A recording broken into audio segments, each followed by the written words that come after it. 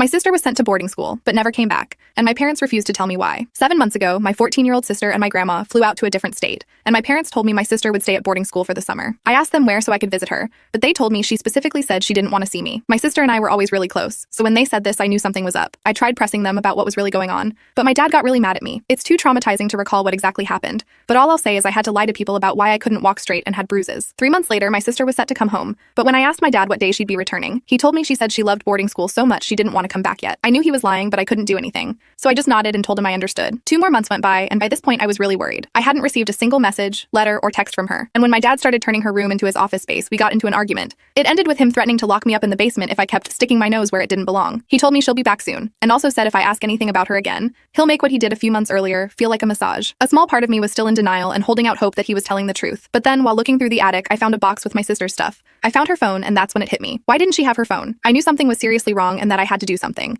so I went behind my parents' back and told my best friend what was going on. They had specifically warned me not to tell anyone or else, but I no longer cared. My best friend was my rock during this time. Not only did she believe me, she also told her parents about it, and they helped me plan everything. I snuck out in the middle of the night and went to their place, and it was here that I started making calls to authorities to try find my sister. I reported my parents, gave their names and address, explained the entire situation, then sat back and waited. The following days were the hardest of my life. I couldn't eat or sleep, and I was constantly looking over my shoulder thinking about my parents finding me and coming to get me. I threw up more times than I care to count, but finally after 9 days I got a call. It was CPS, and they told me they had found my sister. They said they had found her living 500 miles away with some man who had ties with my father. Turns out my father was indebted to this man and had been for a few years, and so to pay off the debt, he gave him my sister and told him he could do whatever he wanted. My dad and grandmother were also arrested and are currently being held in jail, but my mom got off the hook because it turns out my dad threatened her life if she didn't go along with it. My sister and I are currently both staying at my best friend's house until authorities find us a foster home. I'm overjoyed to have my sister back, but I can tell she is deeply traumatized. She refuses to talk about the details of what she went through, and I can't blame her. My best friend's parents plan to start her in counseling soon, and I fully support them.